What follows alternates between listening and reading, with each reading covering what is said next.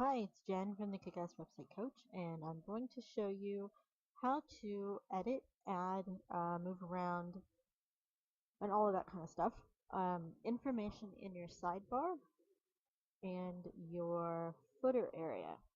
Each of these individual little areas that light up here, these are called widget areas. So this is something that's managed in the same kind of area where your menus are. We're going to go into the dashboard. We're going to come down here to appearances. We're going to come down to widgets.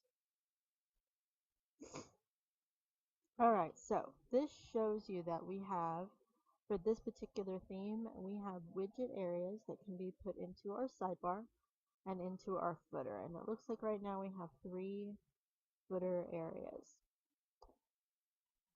Different themes will have different setups. Some themes will have additional areas um, like that will sit right above your blog posts or right below your blog posts or right below your header area on all of your pages. But this particular theme does not. It really wants the focus to be on the content, which is your products for your blog posts. Okay, so let me show you how to do these things. Currently, let's open this up and you'll see that we have the search bar, we have the shopping cart widget, we have a list of all of our current products, we have our product categories.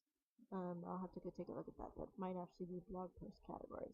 And then we have our archives, which is going to show um, all of your blog posts that have been previously published. So let's go take a look at what this looks like.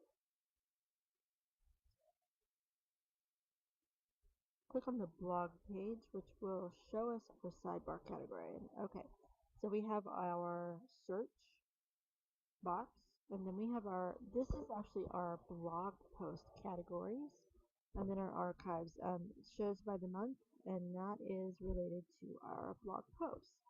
Now, if we go to our store page, or actually, yeah, our store page shows this, but if we click on an individual uh, product, it shows us a slightly different set of widgets. So this only happens on product pages, but we have the search bar, we have our shopping cart, and then we have our product list.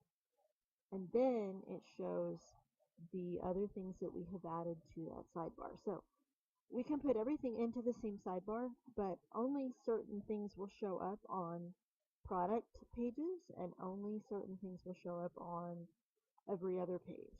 Okay, now let's go back and I'll show you how to add or remove things. So let's say we don't really need to have the archive shown. We can just delete that. But let's say a month from now we just said, okay, we do have enough posts that we want to go ahead and put up our archives. So we can just go over here and we can probably, there it is, it's right up here. So if we want to go ahead and have that listed, and this would give your readers an option to go back through all of the posts that were made for every month that's listed. And we can actually give it a title, and we can call it past posts. We can even display it as a drop-down menu, and we can show how many posts there are per thing. So let's save that and see what it looks like. We'll just refresh this page. And keep in mind this is a product page, not a blog post page. So now we have past posts, and for March we had 2 posts, and in February we had 9 posts. And we can click on that, and it will automatically take us to everything made for February 2014.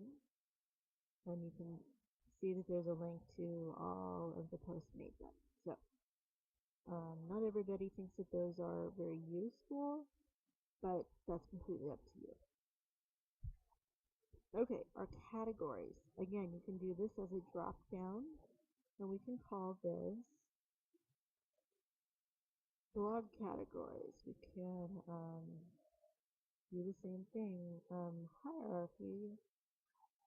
I don't think we actually have any hierarchy set up. That's when you have a page that is nested under another page. So it doesn't show up as a top level, kind of like on the menus where we went over that, where you can have a page that rests under a page. So it doesn't show up on the main menu, but as soon as you scroll over the top page, the ones underneath it will show up. Anyway, let's click save and let's go take a look at that. Okay, so now we have blog categories as a drop down, and it shows that there are 6 here, 5 here, and 3 there.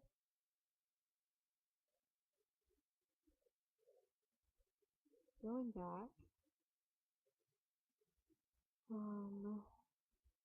you can also drag and drop these if you want to change things around. You can certainly do that. It's still just the same left click, drag and drop. And then there again, there's not necessarily a great way to do it or a worse way to do it. Over here on the left, once you have your Jetpack plugin set up, and I highly encourage you to do it because there's so much functionality with it, you can use that. You can use that to do several things. Like instead of featuring all of your blog posts, you can just display the top, let's say the top 5. And we're just going to say the top post. We're going to do an image list. Actually, let's try the image grid and see. So let's make that an even number. And let's click save here. And we're going to get rid of this one. So, well, no, let's leave it there until we see what it looks like. So, let's go back over here and refresh our page. Scroll down. Ah, okay, that's kind of cool. So our top post, and you have to make sure that you have these are all product posts. Okay, so that's interesting. Sorry, I'm not super familiar with this theme yet, so it gives you different options here. These are all product posts, though. So let's just see if it shows something different on the blog. Nope, these are still all product posts. But that actually could come in handy. Because if you are wanting to display that product list, but from your blog pages, you could certainly do it in this fashion. Actually, I really like that. So I think I will keep that one for me. Let's see what it looks like just to do a list though. Refresh. Okay, and so that's what it looks like to have it as a list. I kind of like the grid better. I'm not sure why it's showing that one without a photo though. I'll have to figure that out later. Okay, so that's the basics of that. And then down here in your footer section, you have 3 footer areas. Let me show you what we're referring to. There's a 1 area, 2 area, and a 3 areas. Probably 1, 2, 1, 2, and 3. So you can there again move these from one thing to the next. You can have more than one all at once. See what that looks like. It's going to make your footer area really long though. The more stuff you have in each section, the longer it gets. So that's something to consider. Meta is something that is automatically installed on every WordPress site. And basically what that does is it gives you a place to log in as the administrator from the front of your site. So you can click here to log in, you can click here to log out, you can see some other information. I don't find it useful because I already know that in order to log into my dashboard, I just do my page /WP admin. So I don't find it useful. I'm going to remove that one.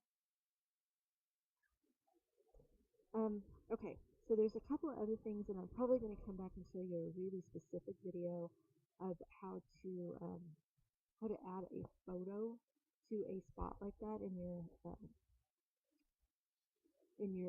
footer area. But for now, let's also look at these other options. We can add a product categories. So let's do this. Click save. See how long that list is. I have kind of a long list of categories right now.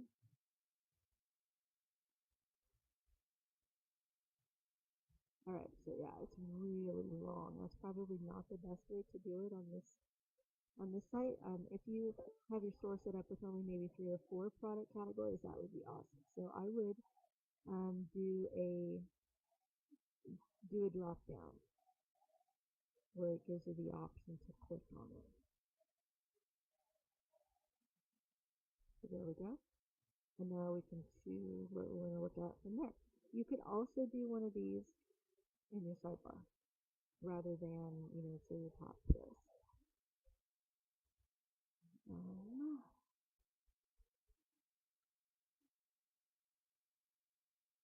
Okay, this is what I was, well, not this one. There's another one for doing here, blog subscriptions.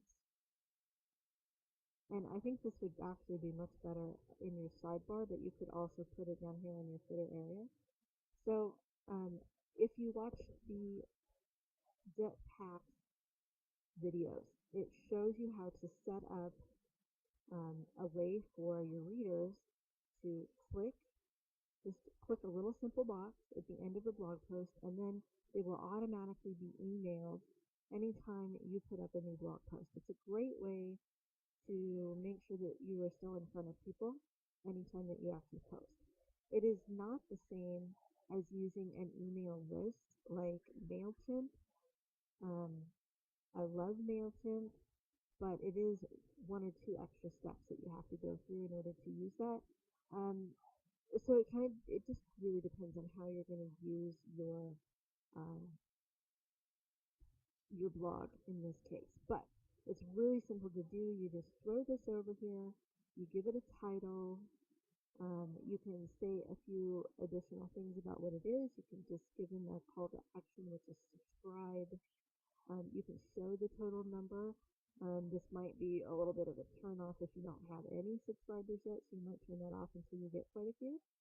Click save, and then here is what it looks like when it's actually on the side of your on your sidebar. This is what it looks like in the store pages too. Okay, so it still shows up there on your store pages. So yeah, so that's pretty cool. And there are actually a lot of options. I encourage you to play with those quite a bit. I'm going to come back in a separate video and show you how to add something like your logo and text, or maybe a photo of you and some text, and even a link. Okay? See you in the next video.